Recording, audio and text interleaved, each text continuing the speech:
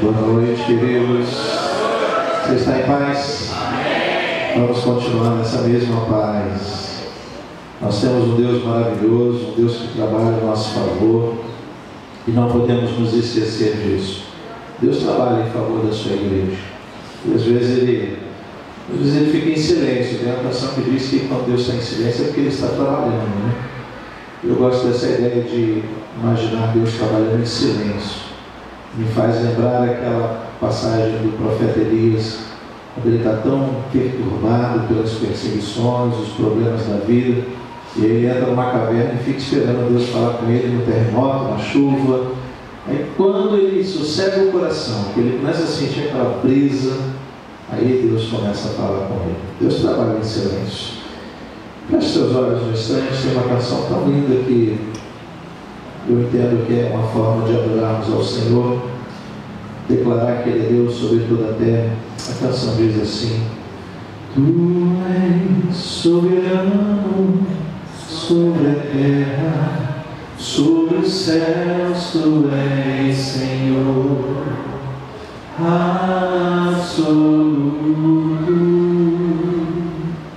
Tudo que existe acontece, Tu sabes muito bem.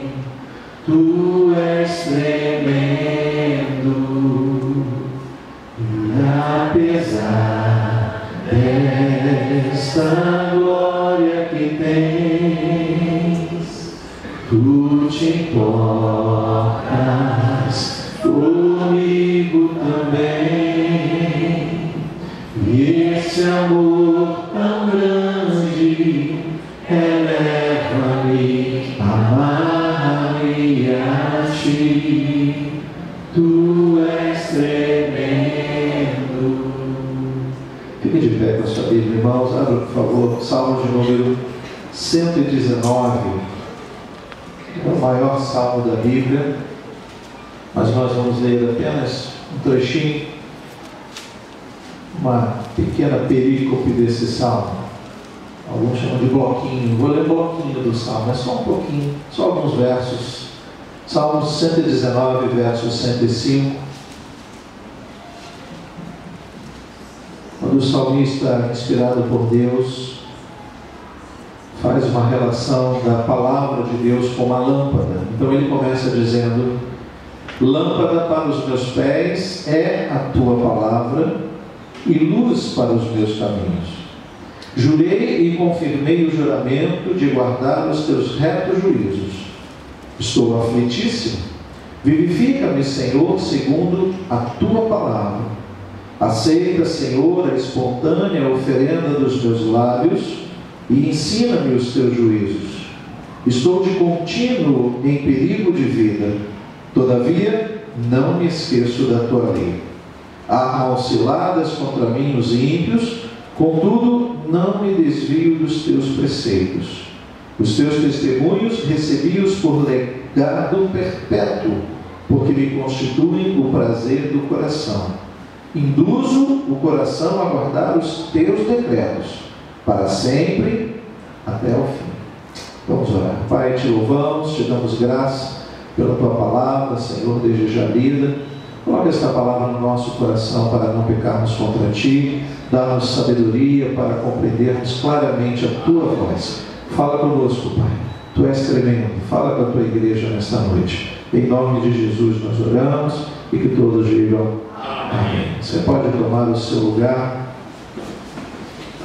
Eu acredito que você já tenha caminhado numa direção, num lugar escuro, talvez tentando se lembrar qual a direção seguir, para que lado andar. Andar num lugar escuro não é tão fácil, né? Quando nós nos acostumamos muito com a escuridão, é bem natural a gente começar a ter uma visão mais clara. Eu vou usar o termo clara, mas estamos falando de um lugar escuro.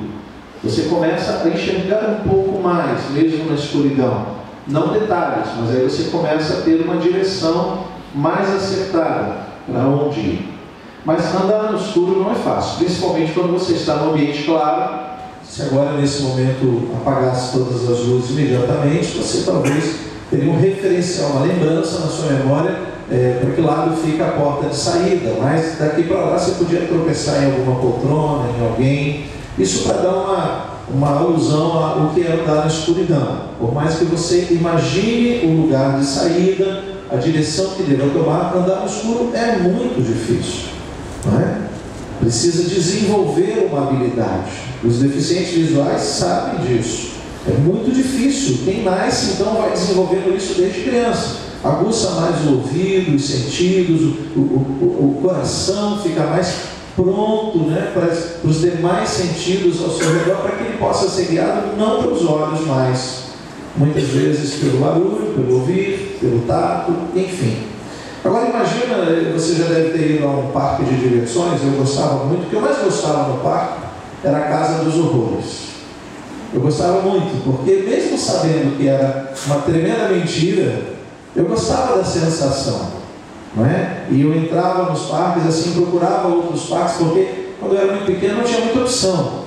Então, a minha mãe levava a gente sempre num único parque, aí eu já estava decorando ali os caminhos. Olha, agora vem a esteira, parecia movediça, agora é o grito, agora é o boneco que se levanta. Eu já estava decorando, então eu procurava ir em outros parques para descobrir isso. Mas é interessante quando a gente fala de lugar escuro, porque uma coisa é você andar num lugar escuro, num lugar silencioso, em que os seus ouvidos começam a ouvir os pequenos detalhes ao seu redor para você ter uma direção. Outra coisa é quando você anda num lugar escuro sem saber o que está por vir. Por isso, a Casa dos Horrores eu trouxe como exemplo, porque ali aparece um grito, uma luz acende, o chão se move, parece que as paredes vão se movendo, o odor, o vento. Então, isso tudo, na verdade, se transforma assim nas surpresas do andar escuro da nossa vida. É interessante isso, quando nós não estamos guiados totalmente pelos nossos olhos, principalmente na luz. Então, eu quero trazer esse exemplo assim do andar no escuro, de estar num parque de diversões, principalmente lá na Casa dos Horrores. E aí eu queria fazer assim uma pequena analogia com a nossa vida. Logicamente, você está entendendo o caminho que estamos tomando nesse momento, na mensagem, nessa reflexão. Fazendo uma reflexão daquilo que o salmista falou, trazendo a palavra de Deus como lâmpada, e ao mesmo tempo tentando ligar a nossa vida a uma possibilidade de um andar no escuro, cheio de surpresas. Me parece que às vezes, conversando com algumas pessoas e até tendo as minhas próprias experiências, parece que estamos andando numa casa de horrores. Parece que a escuridão é maior do que a luz em alguns momentos. Por mais que você diga, mas eu estou na presença de Deus, a minha vida é iluminada, sim, queridos, mas há momentos que nós não sabemos o que está por vir. E se eu fizer uma relação mais profunda com a relação da nossa vida com uma casa de horrores, a maior diferença, na verdade, ou talvez eu diria a maior semelhança, na verdade, porque estamos entrando na vida assim como entramos no parque. E aí eu vou trazer duas relações, principalmente com a questão da entrada. Primeiro, quando nós estamos entrando num parque de diversões, estamos indo por livre e espontânea vontade. Estou falando de uma fase adulta de razão em que nós escolhemos o que queremos na vida. Não estou falando das crianças, e dificilmente um pai e uma mãe vai arrastar um filho por um parque de diversões e a criança aos prantos dizendo, não quero ir. Normalmente a criança quer muito ir. Ela vê a luz, ela pressente uma alegria no lugar, ela quer experimentar, salvo a Casa dos Horrores. Lógico, nem toda criança vai gostar daquilo, mas a diferença da entrada, o que eu estou chamando de entrada, o momento que nós escolhemos. No parque de diversões nós fazemos essa escolha, na vida não. Você não escolheu nascer, você nasceu, né? Os filósofos, os teólogos, os psicólogos, os psiquiatras estudam essa ideia do nascer, e aí as religiões têm as suas concepções. Como é isso? Nascer, tem religião que diz que você escolhe. onde nascer, em que lugar morar, como é que vai ser a sua vida. Tem um povo assim que viaja na maionese, irmãos, e fica imaginando que você chega lá, tem um anjo, olha para você, e aí, vai nascer agora? Faltam 2 dias, já escolheu para onde você vai? Eu quero nascer no Brasil, eu quero estar no Rio de Janeiro, na hora que a violência estiver pegando fogo. Eles acreditam que é uma escolha. A palavra de Deus não fala nada sobre isso. Pelo contrário, nos aponta para uma vida de surpresas. Nascemos, e gosto de lembrar que esse tipo de escolha nós não fazemos, não escolhemos a família em que vamos nascer. Você não escolheu ter um pai e uma mãe, ou só uma mãe, ou só um pai. Você não escolheu nascer e imediatamente ficar órfão. Essas escolhas a gente não faz. Você não escolhe um lugar, você não escolhe os parentes, você não escolhe nada disso. Eu gosto da ideia, eu gosto de pensar que Deus escolheu por nós. E aí começa a grande surpresa da vida. As obscuridades da vida começam nesse não sei o que está por vir. Uma criança nasce e ela não tem noção. Eu estava pensando um pouquinho sobre isso, que a gente tem falado muito sobre a crise no Oriente Médio, o êxodo, dos muçulmanos para a Europa, para outros países, e eu fico imaginando aquela revolta islâmica no coração de alguns, que se nós voltarmos lá atrás, nós vamos ver que a criança nasce no ambiente e ela não sabe exatamente o que está por vir, ela é envolvida por aquele ambiente. Ali ela é ensinada a odiar cristãos, a soltar bomba, a não ter valor à própria vida. Se você pega uma criança lá no meio do Estado Islâmico, acabou de nascer, traz para o Brasil, adota ela, ensina ela aqui na Nova Vida a caminhar, a vir para a escola bíblica. Esse referencial ela não vai ter mais. Ela vai ser ensinada um outro caminho. E daí a gente pode partir num outro dia, pensar e meditar um pouquinho sobre como funciona a misericórdia de Deus nestas vidas. Tanto criticamos, pelos seus atos. Mas a primeira relação que eu quero fazer é a ideia de fazer escolhas. No parque de diversão nós escolhemos ir, e a vida nós não escolhemos. A outra questão é quanto às surpresas. Por mais que você entrando numa casa de horrores, você sabe que ali algumas surpresas virão, você escolhe entrar porque essas surpresas são fantasias. Vamos entender que ali não haverá nenhum acidente, então você entra sem medo. Eu sei que vai vir um grito daqui a pouco, uma luz vai acender, mas eu sei que tudo isso vai passar, o tempo acaba, o percurso acaba, eu vou sair e vou me alegrar com tudo isso. Vai ser só um momento de pânico, mas logo depois eu sei que vai tudo acabar bem. Bom, na vida não é bem assim. Quando nós nos permitimos a determinadas surpresas, que nós muito bem sabemos não são mais surpresas, nós chamamos de luta, de adversidade, de sofrimento, de problemas. Quando nós entendemos e relacionamos isso com a vida, mesmo que hajam surpresas mentirosas, você sabe que o inimigo gosta de colocar o pavor no coração das pessoas. Que inimigo é esse, pastor? O inimigo das nossas almas, aquele que odeia a imagem e semelhança do Deus Altíssimo. Ele experimentou o momento na glória de Deus e caiu. A partir daquela queda, Deus deu um decreto, colocou um decreto sobre ele, e ele não se levanta mais. A partir daí ele passou a odiar os seres humanos. Daí chamamos de uma forma bem genérica o inimigo das nossas vidas. Ele não fica contente, então às vezes ele proporciona momentos de horror na vida dos homens. Mas a gente tem sido bem instruído aqui através da palavra que esses momentos são passageiros. Você pode dizer glória a Deus por isso? Você já deve ter ouvido muitas mensagens, muitas frases importantes para nós, do tipo: o deserto não é para sempre, assim como o oásis também não é para sempre. Surpresas que nós experimentamos e que não sabemos, e aí está a grande diferença, que enquanto no parque de diversões, no final tudo acaba bem, salvo as raríssimas exceções dos brinquedos que quebram, a nossa vida nós não sabemos. Se temos nossas experiências e andando na escuridão, se tudo vai acabar bem. Nós precisamos pensar um pouquinho. O homem sem direção de Deus vai ser muito semelhante a uma caminhada em que ele não sabe onde pisa, como pisa, qual é o local de de saída. Qual é a porta de saída? O homem sem a direção de Deus vai experimentando o inverso do que o salmista está trazendo. O salmista está falando de uma lâmpada para os seus pés, ou seja, clarear o caminho. O homem sem Deus não tem esse caminho clareado pela vontade, pela direção, pelos avisos de Deus. Ele é avisado, mas ele prefere não ler o aviso. Ele encontra um lugar onde está lá escrito uma plaquinha dizendo não faça. Ele vira a plaquinha para dizer para ele mesmo de uma forma mentirosa: eu não li nada, nada estava dizendo que não era para eu fazer. Nós nos enganamos. Permitimos muitas vezes que os nossos próprios corações nos enganem. O seu coração pode enganar você. E aí nós precisamos entender que a ideia do fim da história, como fica o fim da história, precisamos entender que não é como um parque de diversões. Andar na obscuridade sem a presença de Deus pode retratar um fim desastroso. Lê comigo em Provérbios, deixa aí marcado os Salmos, vai mais à frente um pouquinho, capítulo 14, versículo 12.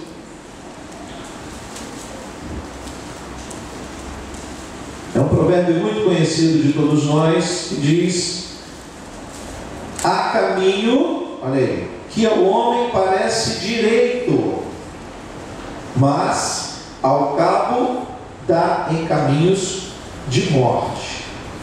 Há caminho que ao homem parece direito. Fala da ideia que temos de que tudo vai dar certo. Vou andar por esse caminho, mas está escuro. Não, mas fica tranquilo, porque no final tudo vai dar certo.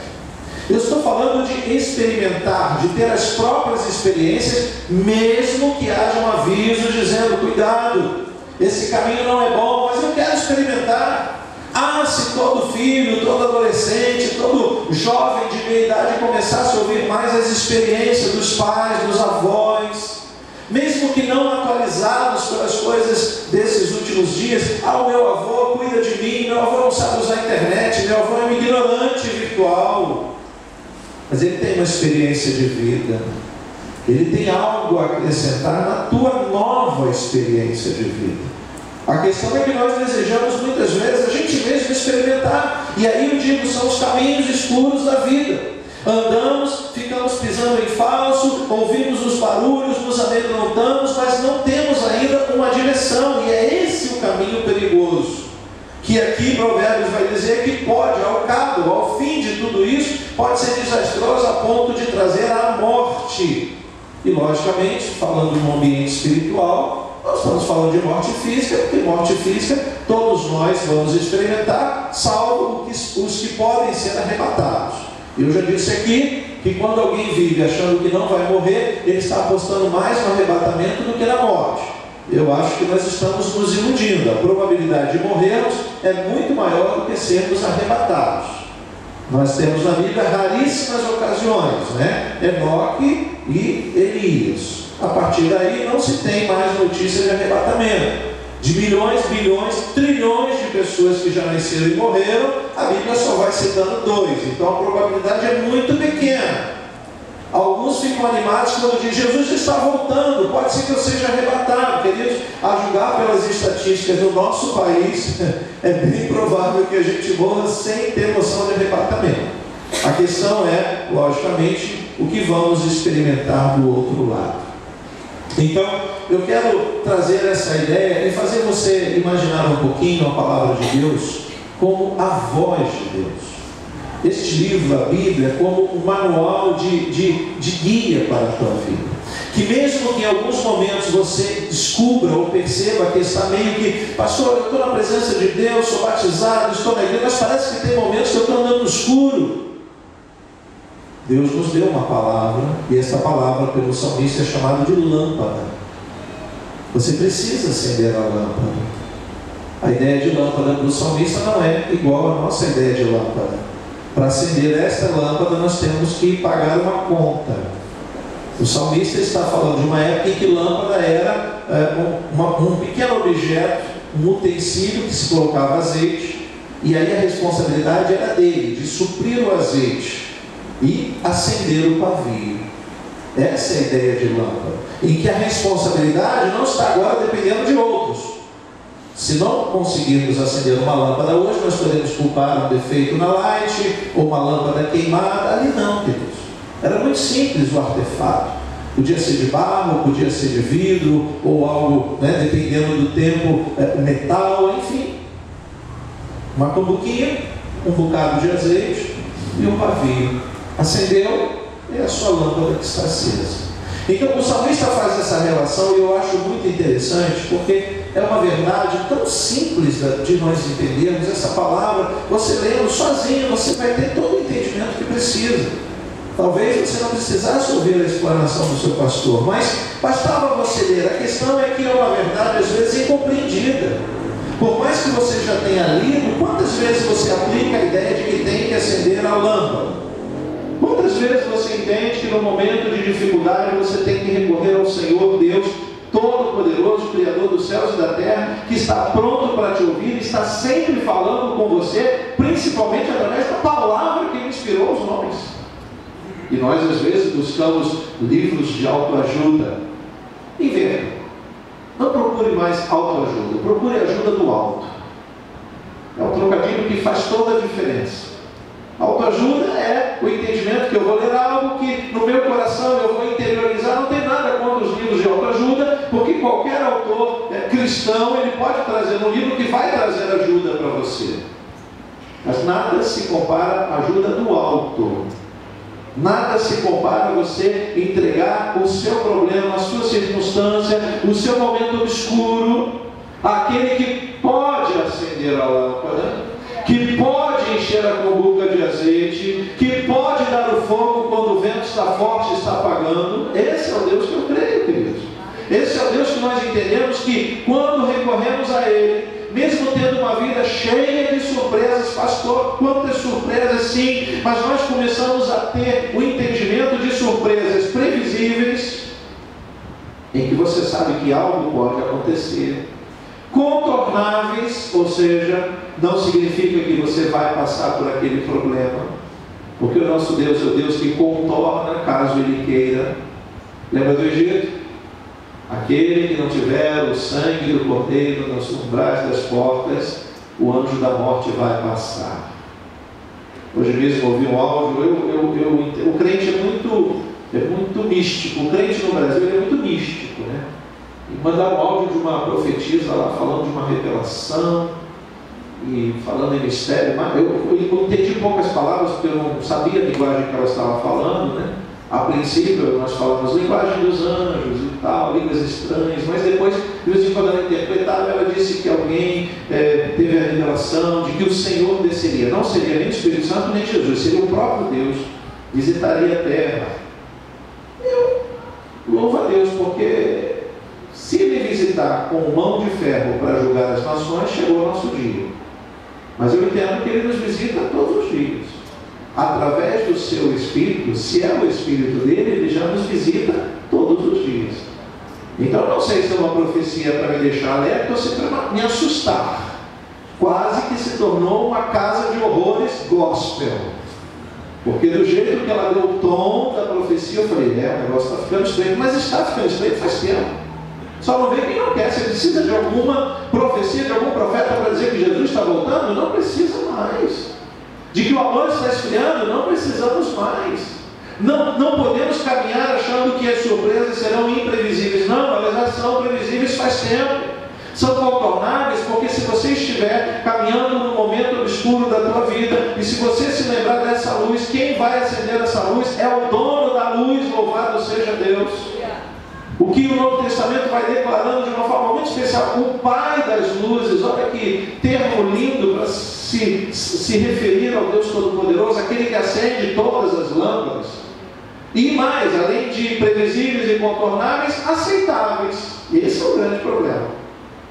Entramos na vida, não pedimos para entrar, sabemos que ela vai nos trazer surpresa. Às vezes são momentos de terror, mas que pode passar rápido, pode demorar um pouco mais, pode acabar bem, pode não acabar tão bem. Vai depender do nosso posicionamento. Se nós pudéssemos escolher não andar em lugares escuros, em momentos escuros, se nós pudéssemos dizer, só farei coisas boas Eu lembro do apóstolo Paulo dizendo: o bem que eu quero, eu tento fazer, eu não consigo. Mas o mal que eu deveria negar, acabo fazendo. Não falo de pecado, falo de tantas coisas, falo de pensamentos, intenções, aí também de ações. Mas eu falo de uma vida obscura que muitas vezes nos arremete a uma caminhada que nós não queríamos caminhar. Nos momentos que nós... Mas eu não queria passar por isso, pastor. Eu sei que são obscuridades na nossa vida. Acende a lâmpada. Ouve o que a palavra te diz. Perceba que através das mensagens você consegue ouvir Deus. É impossível alguém entrar, e eu vou falar com orgulho desse lugar, em que qualquer um dos pastores que tiver, ou até mesmo o pastor convidado estiver pregando, você não sinta a presença de Deus. É impossível você entrar aqui e não ouvir Deus falando de alguma forma, através dos louvores, das orações, do contato com o irmão. Eu acho tão lindo quando alguém diz: pastor, eu me sinto bem, esse lugar parece uma família. Então, só em você cumprimentar o irmão e se sentir em família, Deus já está falando com você. Então é nesse momento, queridos, que eu começo a perceber que o salmista está tentando nos dizer algo. Retorne lá comigo no salmo que nós lemos, 119, no verso 105, quando ele percebe que o homem caminharia ou perceberia essa caminhada, ou estaria se incluindo numa caminhada obscurecida. Ele diz: lâmpada para os meus pés é a tua palavra. Olha a consciência que ele tem. E luz para os meus caminhos. E ele continua falando desse momento em que ele decide, jura, verso 106, jurei e confirmei o juramento de guardar os teus retos juízos. Por quê, queridos? Ele faz juras. Na verdade, ele não está jurando para Deus. Mas, Senhor, eu juro que eu vou fazer isso. Não precisa jurar para Deus. A jura é uma relação de irmão para com irmão. É como se você antigamente assinasse. Não, escreve aí. Fui eu que disse mesmo, eu assino. Aquela assinatura tinha um peso. Hoje não tem mais peso nenhum. Você assina e diz: não fui eu que assinei. Você já assistiu TV, né? O político está lá recebendo uma bolada de dinheiro. Ele chama o advogado: protesto meritíssimo. Quem prova que é o meu cliente que está lá? Aí você diz: meu Deus, esse advogado tinha que ser preso junto com o cliente. Mentiroso. Tudo bem que nós temos aí todo um aspecto tecnológico que pode enganar o outro através do que se vê. O cinema prova isso, as edições dos áudios, a gente sabe tudo isso. Mas dizer que não era você, não foi você, não fui eu que assinei, essa letra é sua, parece minha. Naquele momento, tudo é fantasioso. A questão, queridos, é que esse salmista está fazendo uma jura e muitas vezes ele nos faz lembrar da nossa própria vida. Se ele está jurando para aquele que não precisa jurar, porque ele já sabe, o Deus que o salmista faz o juramento é o Deus que vê tudo lá na frente. Então, se ele disser hipocritamente para Deus: eu juro, e Deus olhando e sabendo: eu sei que você não vai cumprir o que você está dizendo, por que você está jurando? O salmista diz que jura e confirma, e aí há uma grande lacuna entre jurar e confirmar. A jura é quando iniciamos nossa vida com Deus, é aquele comprometimento. Alguns vão dizer: é o primeiro amor, estarei presente, essa palavra maravilhosa, nunca abandonarei a tua palavra, Senhor. A tua casa vai ser a casa de luz, a casa de salvação, a casa onde os meus problemas terão uma solução. Nós começamos a ter esse amor apaixonante por Deus, e aí entramos no período da jura. Só que entre jurar e concretizar a jura tem a confirmação. É justamente na confirmação que nós entramos nos momentos e lugares mais escuros da nossa vida. Porque enquanto estamos na jura, está tudo muito claro. O irmão declarou no testemunho que foi curado. Então ele diz: o que está ouvindo, eu também serei curado. Basta eu me posicionar com Deus. Aí ele está no momento da jura. Mas dali ele realmente se posicionar é uma confirmação que muitas vezes não acontece. Não é a primeira, nem a segunda, nem a terceira vez que eu visito pessoas num estado difícil de saúde. E estou falando daquelas pessoas que por algum momento não estão mais caminhando na igreja, Não é? Eu não estou falando de afastados ou em pecados, estou falando de pessoas que no dia a dia estão sempre trabalhando, estão sempre procurando o melhor para a sua vida, para a família, mas que por algum momento acaba se afastando definitivamente daquilo que pertence a Deus. Eu gosto de usar o termo dai a César o que é de César e dai a Deus o que é de Deus. Nós temos que ter tempo para os nossos ideais, nossa família, mas eu não posso usar esse tempo de tal forma que roube o tempo que pertence a Deus. Assim como Deus também não vai querer que você dê tanto tempo para Ele de forma a roubar da sua família. Como eu gosto dessa ideia de que Deus faz tudo certo. Há tempo para todas as coisas debaixo do céu. Há um tempo determinado. É o tempo de você viver no ambiente da sua família. Que tempo gostoso. Ouvimos aqui o testemunho de encontro de família. Isso é bom demais. É isso mesmo. Há tempo de você dizer: hoje estarei na presença do Senhor. Pode ser no domingo, pode ser numa quarta, no sábado. Ou não teve tempo durante a semana. Eu vou para minha casa. Pastor, sabe, eu trabalho muito, mas eu vou pegar a Bíblia. Pastor, eu estou aqui ligado, estou ouvindo a rádio, estou atento com as coisas de Deus. Você está separando tempo para Deus. Você nem rouba de um lado, nem rouba do outro. Quem rouba o tempo de Deus não entra no céu. Você acha que no céu entra um ladrão? Não entra. E não estamos falando de dinheiro, estamos falando de tempo. Então, essa ideia de confirmar a jura é muito complicado. Como eu dizia, ao visitar determinadas pessoas, eu tenho essa impressão de que o sofrimento, o momento mais escuro, o sofrimento é o momento escuro da nossa vida. Você vai para o hospital sem saber se volta.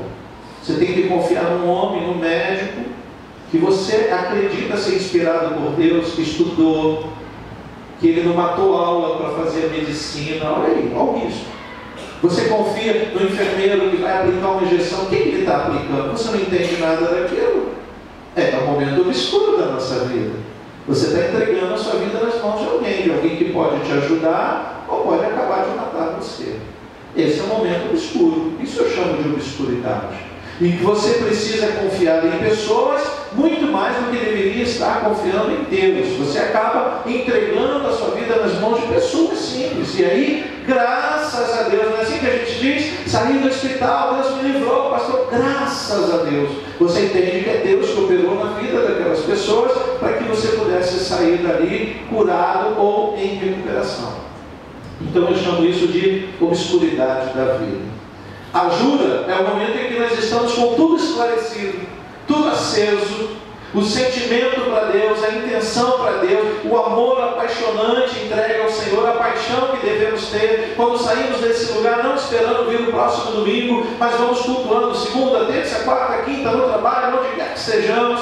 Isso é um momento bom, mas a confirmação disso, queridos, vai se tornando difícil, porque nós temos tantas coisas a fazer.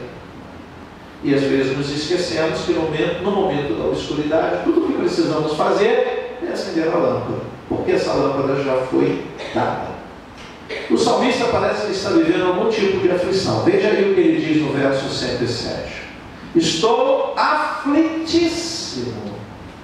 Você conhece essa terminação, íssimo, não é?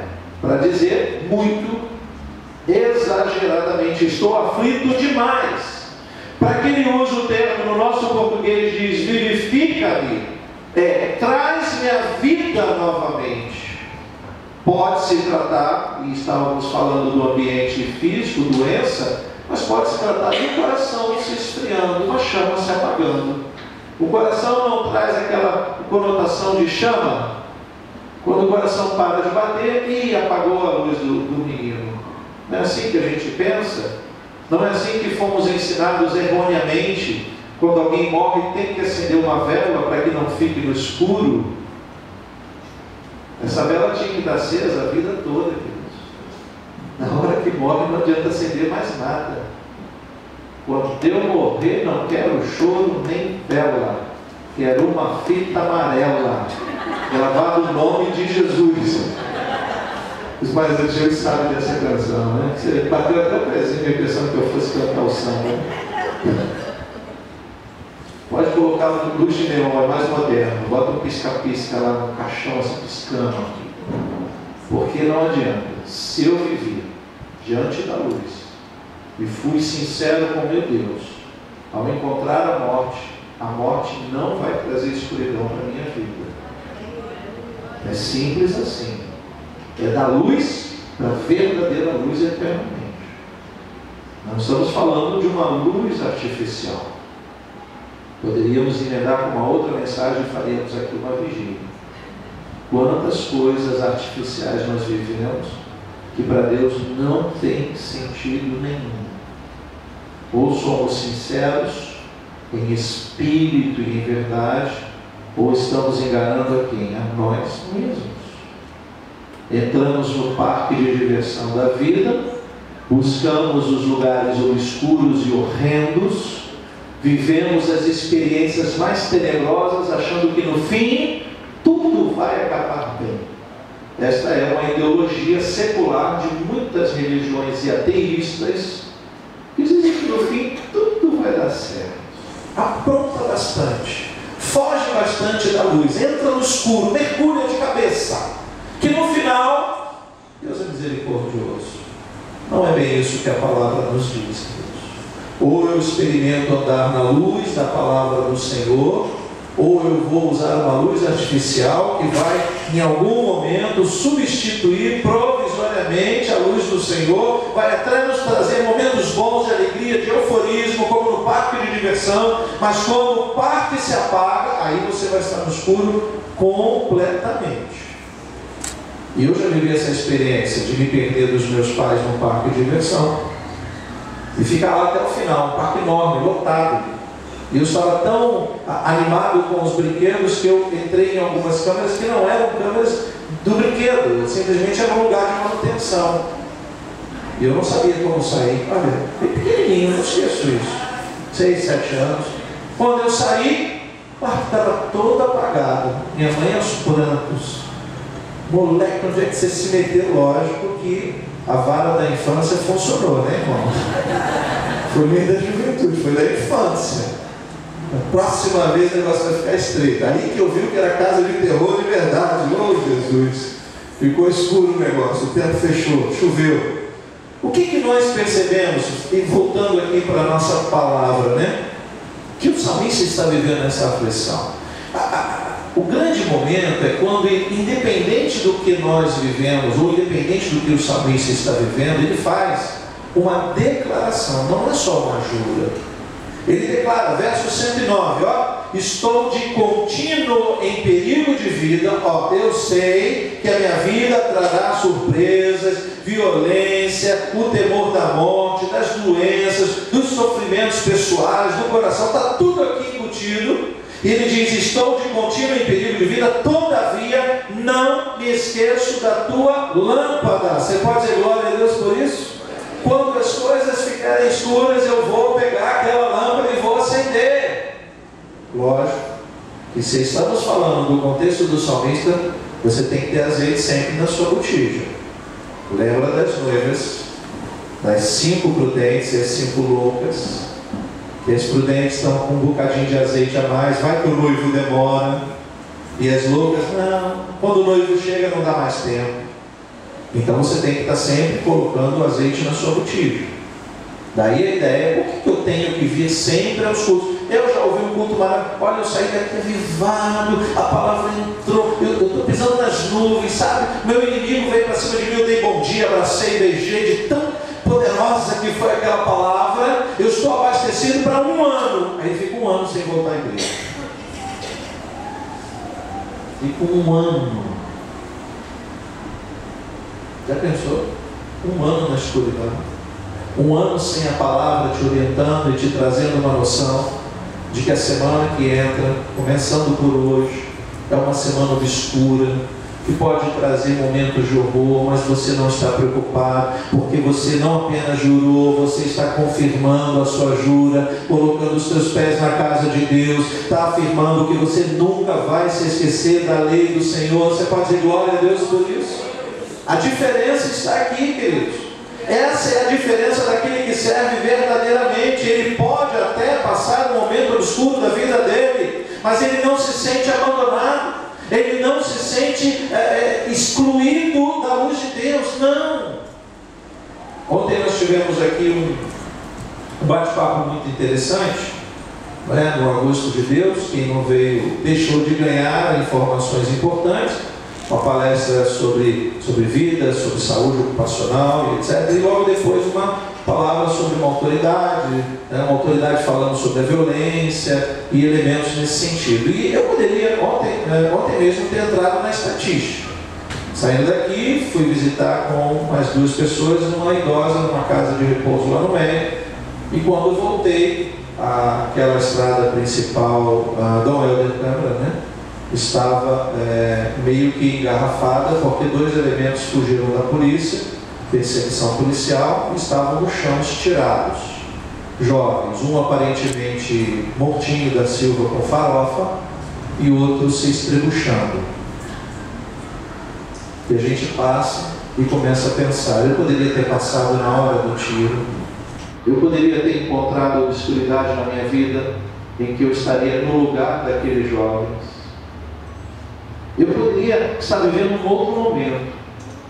Percebi e voltei meditando e dirigindo e pensando nisso. Senhor, obrigado pelo livramento. Eu comecei a agradecer por mim, pelas pessoas que estavam comigo, mais uma oportunidade, mas fiquei pensando naqueles jovens. Será que eles serviam a Deus em algum momento? Será que eles não tinham uma lâmpada para acender? Porque no mundo de hoje, no nosso estado, no nosso país, é impossível alguém dizer que nunca ouviu falar de Jesus.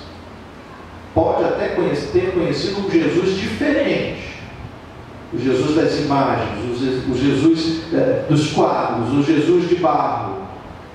Mas, queridos, o índice de filhos de crentes, de cristãos envolvidos no tráfico cresce assustadoramente. De pessoas que um dia estavam dando glória a Deus na igreja, e não falo só de filhos na intenção de jovens. Tem pessoas que um dia estavam cuidando de igrejas, pastoreando no diaconato, servindo no presbitério, e daqui a pouco estão lá na obscuridade do tráfico, porque se encantaram com uma luz artificial. Preferiram entrar na casa dos horrores do mundo ao invés de escolher a luz simples, mas poderosa de Cristo, que não está sobre nós, mas dentro de nós. Louvado seja o Senhor. Uma luz que clareia você por dentro e que você entende o que é viver em paz, não atribulado por coisas materiais, tão preocupado: eu preciso conquistar, eu preciso deixar herança, eu preciso tal. Calma, não sabe o dia de amanhã? Viver um dia de cada vez. Hoje é o dia de você estar na luz, na presença do Senhor, dizer glória a Deus, aleluia, de amar as pessoas verdadeiramente. Eu lembro muito um texto que eu li, que o autor dizia que nós temos a cultura e o hábito de levar flores quando alguém morre, porque nunca fazemos isso em vida. E olha que ele não era dono da floricultura, não. Mas nós deveríamos dar flores em vida. E depois de morte, depois da morte, o homenageado não vê. Não tem graça. Não tem graça nenhuma levar flor para morto. Já entrou em cemitério, já viu aquelas coroas enormes? Uma fortuna, irmãos. Aí eu vou falar igual Judas: vende esse negócio para os pobres. Caríssimo aquilo. E quanto mais sofrida está a pessoa, mais o camarada da floricultura aumenta o preço. Era uma pessoa importante. Eu já vi vendedor de flores fazer. Você gostava muito dele, né? Você não sabe como. Eu tenho uma flor aqui especialíssima, uma flor raríssima. Você vai homenageá-lo. Aí a gente vai com aquele pesar e remorso de que nunca levamos uma tiririca do brejo, e agora a gente quer comprar flor de lótus. Queremos algo sobrenatural. Eu me lembrei daqueles jovens que falavam pouco e fiquei imaginando: não dá mais para acender a lâmpada deles, não dá mais para pregar a palavra. Será que dá tempo? Será que dá para parar e falar alguma coisa de Jesus? Será que vão me chamar de louco? Será que vão achar que eu estou macomunado? Será que ainda haverá vida, o tempo de recuperar a vida? O tempo de andar na luz é hoje, Deus. É hoje. Nós precisamos nos conscientizar que esta palavra é uma lâmpada que Deus entregou para nós e nós precisamos usá-la para sempre. Salmo 119, verso 111. Ele vai dizer: armam ciladas contra mim os ímpios. Percebe aqui? Os teus testemunhos, agora sim, versículo 111, os teus testemunhos recebi-os por legado perpétuo. Isso aqui não é para você viver enquanto você está na igreja. Por isso essa palavra deve ser guardada no seu coração. A Bíblia pode cair no chão, molhar, tudo pode acontecer. Mas se você tiver esta palavra no seu coração, ninguém rouba. Você tem a certeza de que você tem que andar por caminhos que Deus vai guiar, e não seus desejos, as suas ideologias, seus achismos. Eu acho que tem que ser assim. Não, você não tem que achar nada. Nós somos muito imaturos, e por mais que você tenha 125 anos, você não experimentou o suficiente para conhecer tudo da vida. A vida sempre vai trazer surpresas, e essas surpresas podem ser desagradáveis, sim. Quando nós imaginamos isso, ou permitimos nos afastar do caminho do Senhor, por que um crente se afasta do caminho de Deus? Por que alguém que um dia experimentou a casa, o louvor, a adoração, no momento está firme na presença, e no outro momento você procura, cadê ele? Não está mais. Não é porque transferiu-se de igreja, é porque ele esfriou, a lâmpada dele foi se apagando. Está lá a lamparina, o pavio, está tudo lá, talvez tenha até azeite, mas ele não tem forças nem para riscar o fósforo. Já vi crente dizer: não tenho nem dinheiro para comprar o fósforo. É terrível, irmãos, porque esses são os que se apegam ao dinheiro, achando que o dinheiro vai comprar todas as luzes. Não é assim que funciona. Esses que se afastam da presença de Deus nunca estiveram embasados na santa e na doutrina da palavra de Deus. Eles seguiam Jesus buscando algo, tentando receber algo que o trabalho não deu, que o médico não permitiu, que a esposa, o marido não preencheram. Jesus, ele pode preencher todos os espaços, mas ele não vai substituir coisas ou pessoas. Ele nos envia o Espírito para nos consolar das nossas dores. A paixão que temos ou devemos ter por Ele é diferente da paixão que temos pelos homens ou pelas coisas que temos. Tem uma notícia fresquinha para todos nós. Se você deseja seguir Jesus, fresquinha, revelar, acabou de revelar aqui o anjo. Negue-se a si mesmo, tome a tua cruz e siga Jesus. É notícia nova? Não é nova. Mas por que parece nova? Porque tem que ser dito. Porque nós precisamos atualizar isso em nós, sabendo que enquanto seguimos, enquanto nos negamos a nós mesmos, enquanto estamos buscando estar na presença dele, estamos na luz. No momento em que deixamos que isso seja secundário, queridos, começamos a entrar numa obscuridade. E aí não temos força para segurar a lâmpada, não temos o pavio, o azeite acabou, eu não tenho dinheiro para comprar o fósforo, eu nem sei se preciso acender alguma coisa. Você já experimentou falar de Jesus para alguém que estava dentro da igreja antes de você? Ele vai dizer: eu sei tudo da Bíblia, irmão, tudo que você vai me dizer eu já sei. Dá vontade de ir embora para casa. Então fica você com o seu eu sei. Mas o amor de Deus diz: não, continua falando, continua atualizando. A lâmpada dele se apagou, ele não está conseguindo enxergar. Acende esse negócio, acende, pega na mão dele, ajuda. Mas até quando? Diz a palavra: até quando? Até quando cocheareis entre dois deuses? Até quando andareis mancando de um lado para o outro? Você já ouviu esse termo? Até quando cocheareis? Você já viu um coxo andando? Eu já contei aqui que meu pai tinha uma perna mais curta que a outra, um pouquinho assim. E aí minha mãe dizia que quando ele vinha, ele parecia o João Bobo do posto. Minha mãe dizia que pela sombra sabia que era ele, era o tic-tac. Chegou o seu pai, o tic-tac. Isso minha mãe dizendo. O coxo anda assim, cambaleando. Uma hora ele está na esquerda, outra hora ele está na direita. E aí o salmista diz: até quando cocheareis? Até quando não saberás a diferença entre a luz e as trevas? Até quando ficarás em cima do muro na meia luz? Quando nós apagamos as luzes do templo e deixamos apenas as luzes laterais, essas luzes são chamadas luz de penumbra, ou seja, meia luz. Só que o crente não pode viver na meia luz. Ou ele está 100% na luz, ou ele está 100% da penumbra para as trevas. É simples, irmãos. Não há nada de especial nessa mensagem, não há nada revelador nessa mensagem. Eu não estou dizendo nada que você não saiba. Salmo 119, verso 111, na parte B, quando ele vai falar sobre esse legado perpétuo da palavra, ele diz: porque me constitui o prazer do coração.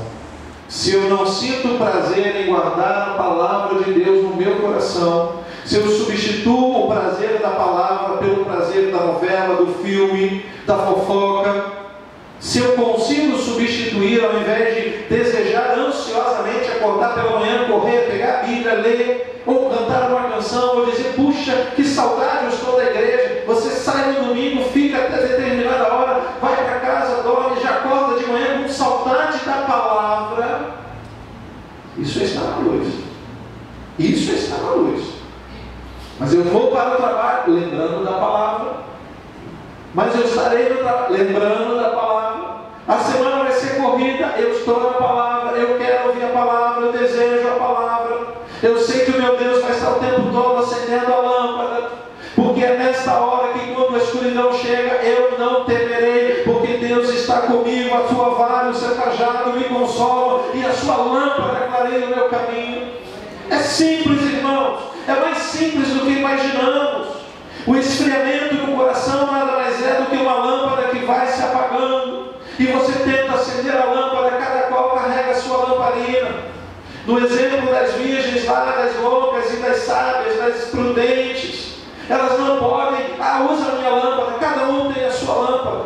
Não dá para você pegar a sua lâmpada e entregar para outra pessoa e dizer: vai ficando aí enquanto eu fico no escuro. Porque se você entrega a sua lâmpada acesa para alguém, pode ser até que ele pegue a lâmpada e fique no momento na luz, mas não é a luz para ele, é para você. E você automaticamente vai estar no escuro. Não dá para transferir salvação, não dá para transferir intimidade com Deus para outra pessoa. O que você pode fazer é usar a mesma lâmpada para dois caminharem juntos, mas vai chegar um momento que os caminhos se separam. Por isso, salvação é individual. O pai não salvará os seus filhos, nem a mãe, e nem vice-versa. O marido não salvará a esposa, e nem a esposa salvará o marido. O máximo que vai acontecer é os dois usarem a mesma lâmpada por um tempo, mas vai chegar um momento que o caminho vira uma bifurcação, e aí só entra quem estiver com a luz acesa. É interessante essa analogia que fazemos, porque o reino dos céus é tido como um lugar muito claro, em que muitos crentes enxergam a luz, mas não vivem a luz. Sabem o caminho, mas não buscam o caminho. Sabem exatamente o que precisa ser feito, mas não faz o que tem que ser feito. Verso 112: induzo o coração a guardar os teus decretos para sempre, até o fim. Sabe o que o salmista está falando? Ele está brigando com ele mesmo, para ele não brigar com Deus, porque o crente, quando não briga com ele mesmo, depois ele quer brigar com Deus. Senhor, oração do crente que nunca brigou com ele: por que permitiste tal coisa na minha vida? Porque eu sempre fui fiel, eu sempre fiz e tal coisa, e a gente começa a tentar levar argumentos, e Deus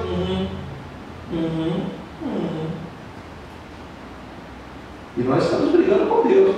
Graças a Deus que Ele não ouve as nossas brigas com Ele. Começamos a questionar elementos que nós sabemos que nós mesmos buscamos. Pagamos o ingresso para a casa de horrores. Experimentamos entrar em caminhos obscuros em que nunca deveríamos desejar entrar. Deixemos apenas a cada dia o seu próprio mal, ao invés de procurar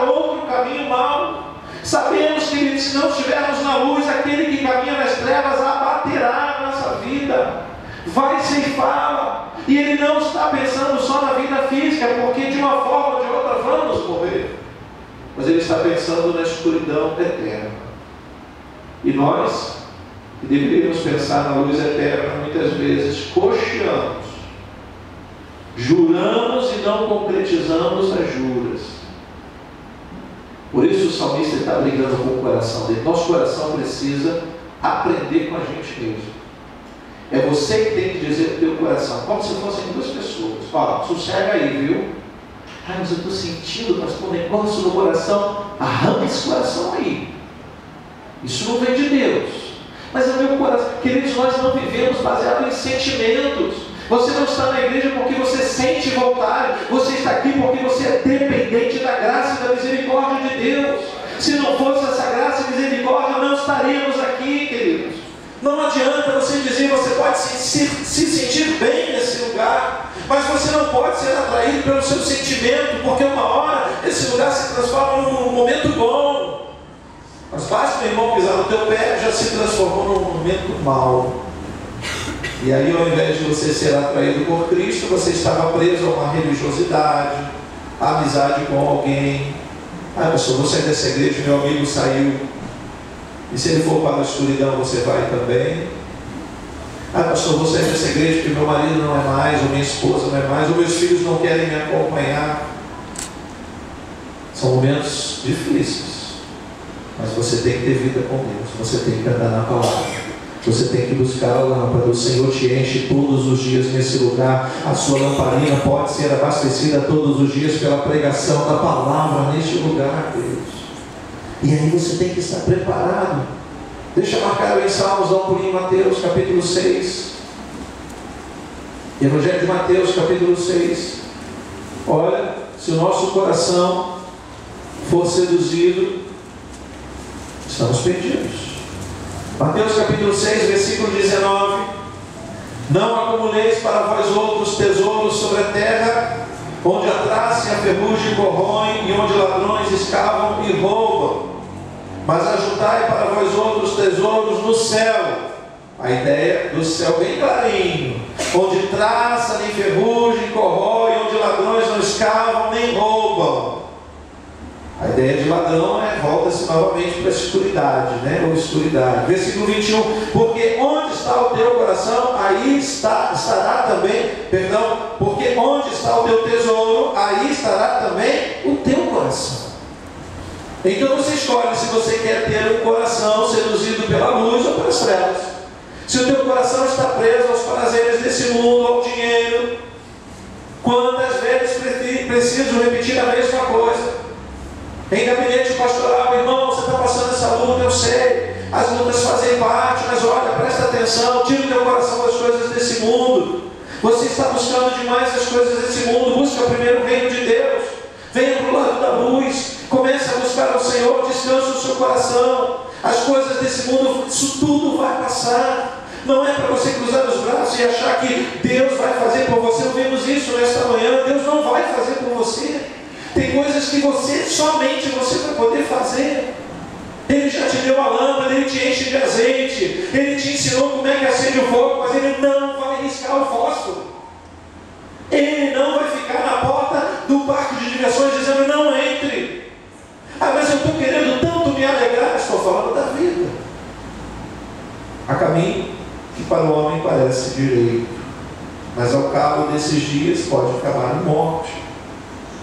Será que esse alerta não é tão claro para nós? Não adianta acumularmos tesouros se andarmos na escuridão, porque se o nosso tesouro estiver na escuridão, não vamos sentir prazer. Por isso a gente não entende quando as pessoas alcançam um estágio, por exemplo, financeiro, estão no bom emprego, estão numa boa posição, mas estão nas trevas e não na luz. Eles querem mais e roubam. Eu fico olhando para aqueles homens na política, aqueles morrendo, sem saúde, o câncer devorando, a idade corroendo, eles estão lá querendo mais, e querem encher os celeiros, e querem roubar mais. E nem o dinheiro do mundo inteiro vai satisfazer aqueles homens, porque a riqueza deles está nas trevas e não na luz. A lâmpada já se apagou faz tempo, talvez nunca tenha sido acesa. Como é maravilhoso quando alguém, mesmo vivendo tanto tempo na escuridão, consegue perceber um facho de luz e diz: eu quero a luz. Por isso há tantos votos feitos em hospitais, muito mais do que na igreja. Porque nos hospitais nós falamos: Senhor, se tu me tirares daqui, farei. Deus enxerga lá na frente e sabe se isso vai acontecer. Não espere encontrar as trevas para descobrir o prazer na luz. Os bens, a família, o tempo de vida, a saúde, nada disso tem valor se você estiver na escuridão. Pelo contrário, nada do que possuirmos nos trará verdadeiramente prazer. Vai ser algo tão ilusório, um momento apenas de aventura, de adrenalina, exatamente como no parque de diversões. Vai trazer um momento prazeroso, mas logo o tempo da fantasia acaba. E quando esse tempo acaba, como voltar à realidade se não sabemos a saída? Onde fica a saída? A escuridão é muito forte. A pergunta que o Espírito Santo faz para nós nessa noite: o que você fez com a lâmpada que Ele lhe deu? O que você está fazendo com essa lâmpada que está nas suas mãos? Está abastecendo? Está enchendo de azeite? Está vendo se o pavio está molhado e na hora do sufoco pode não acender? Ou você prefere a visão de uma lâmpada moderna, de vidro frágil, exatamente igual? Se não cuidar, ela quebra. Se sacudir, lembra da lâmpada de filetezinho que você sacudia demais, o filete soltava, não acende mais. É frágil, é muito frágil. Se nós não cuidarmos devidamente na hora do maior sufoco, do maior problema, não temos como acendê-la. Pense nisso, querido. Tudo que você precisa fazer, mais do que um voto, mais do que a renovação de um voto, é acender a lâmpada e dizer: eu nunca quero que ela se apague. A palavra de Deus vai ser o referencial da minha vida. Vou amá-la, vou vivê-la, vou descobri-la. Vou ouvir atentamente tudo que o Senhor tem trazido nesse lugar. Vou mesmo de olhos fechados achar a luz nesse lugar. Louvado seja Deus. E se um dia eu entrar nesse templo e as luzes estiverem apagadas, basta eu estar aqui louvando a Deus e a luz do Senhor vai estar comigo. Quero encerrar no verso 108, que não lemos. Do Salmo 119, verso 108. Aceita, Senhor, a espontânea oferenda dos meus lábios e ensina-me os teus juízos. Essa é a confissão que nós precisamos fazer para Deus. Precisamos dizer para Ele que nós não sabemos como amar, a que momento acender, como encher a botija de azeite.